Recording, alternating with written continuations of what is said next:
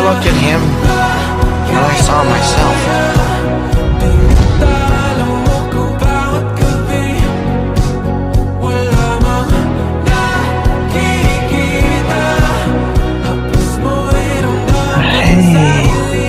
Hey there, bud.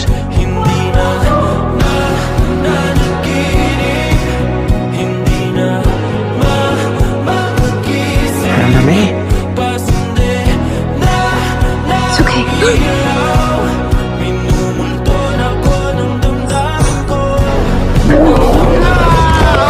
There were dragons when I was a boy. Oh, there were great grim sky dragons that nested on the cliff tops like gigantic scary birds. Some say they crawl back into the sea, leaving not a bone nor a fang for men to remember them by.